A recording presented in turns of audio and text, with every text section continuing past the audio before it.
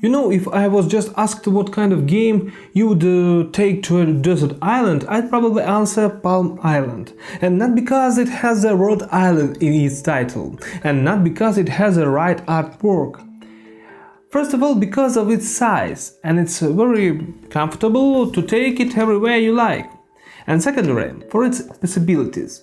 Can you imagine that all deck for the solo game has only 17 cards?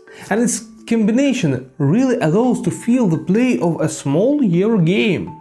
Here you can find different actions, resource management and deck building, and that's all only 17 cards.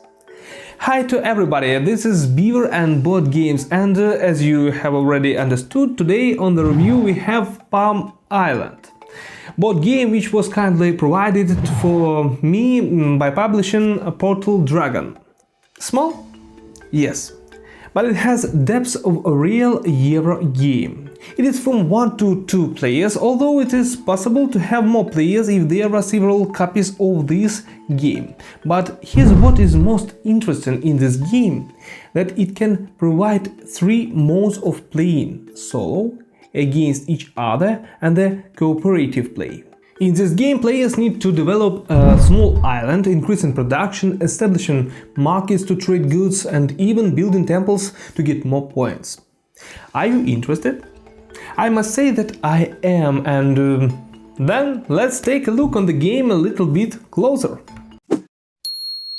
So first, let's look on the game on the example of the solo play, and for this we need only one deck of 17 cards. First, all the cards are placed so that the white sun symbol is in the upper left corner. Then the cards are mixed up and the bottom of the deck place a round marker. After that, you need to take the deck into your hand, because the whole game will take place only in your hands. You do not need a table or a chair. It can be played anywhere, standing in the line, driving a car, resting on the couch. I think you understand? Everywhere. And the choice that player can make in his turn is just between the 2 cards and the actions on them. The player takes 1 card from the deck into the second hand, and now he needs to choose which of the 2 cards will be activated. On each card there are conditions for upgrade and possible actions. For example, there are resource cards with free activation icon, which allows you to put the card to the resource area by turning it by 90 degrees and putting under the bottom of the deck. And that is the core idea. When you activate or do anything on your turn, you must put one of your cards to the bottom of the deck. And also, activation of the cards sometimes not free, so you need to look carefully for the icons.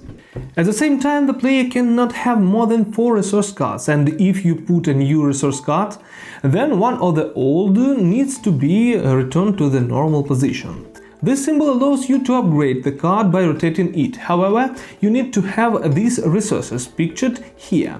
And spending this combination, player simply turns the resource cards to the left by 90 degrees, and the cards return to the deck but without changing their position. And this symbol allows you to flip the card on the other side, where everything is much more interesting. After activation and upgrade, the card always goes under the bottom of the deck. If the player doesn't want or cannot activate the card, he removes one of the 2 cards under the bottom of the deck, and then again the player has a choice of 2 cards. By the way, if the resource card is on the top of the deck, you need immediately turn it vertically and put underneath the deck. When the top card of the deck is a round card, again it means that round is over and you need to flip or rotate the card to mark the next round and put it under the bottom of the deck. During the game, player activates cards, upgrades them and collects resources going through the deck 8 times, and after that, game ends and scoring begins.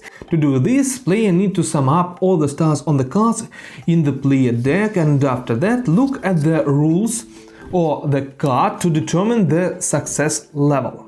And of course, that's not all that Palm Island can give to the players. You can also add the game a new level of achievement cards of feats. After each game, look through all the feat cards which have certain conditions on them. If you could achieve this, you can use these cards in future games by placing them into the deck, with a lock in the left corner. However, if the game with feat cards becomes too simple, there are different difficulty levels, and on the easy level you can use any amount of the feat cards. On the medium level you can add only one card in the deck, but on the complex you need to play without these cards at all.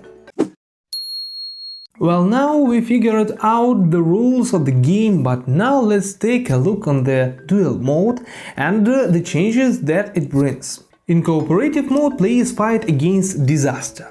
Each player receives his own deck consisting of 17 cards, and during the round players perform actions simultaneously. And after finishing the round by all players, they need to fight against the disaster that was chosen before the start of the game. To do this, all players together need to spend the amount of resources indicated on the card multiplied by the number of players, and after that the disaster card rotates, bringing a new trouble, forcing the players to collect more resources for the fight.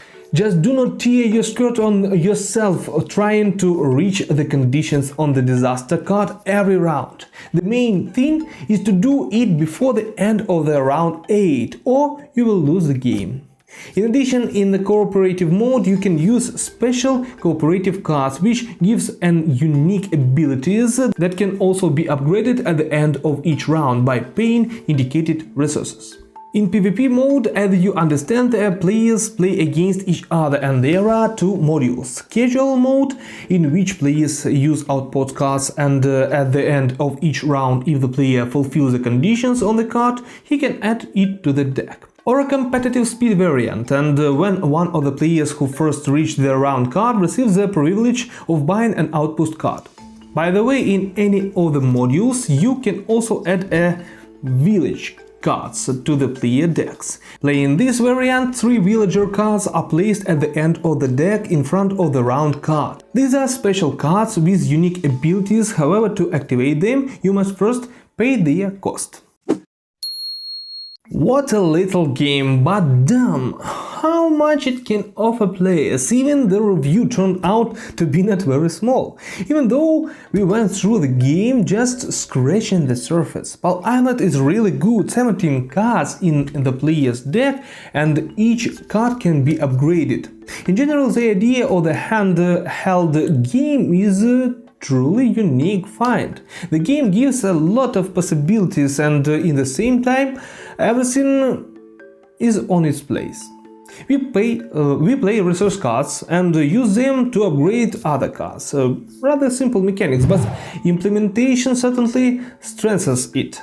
In addition, the game has not only a solo but also a cooperative mode where players need to collect together the right amount of resources and defeat the disaster. In the PvP mode, additional outpost cards are added to the game, which add more variety to the game. In general, the game has a good replayability, and the whole game depends on the starting mix of the cards, and this is very cool because in fact due to the position of the cards in the deck, different strategies appears for developing the new island. And how could I not mention the wallet which the game comes with? Isn't it just super cool?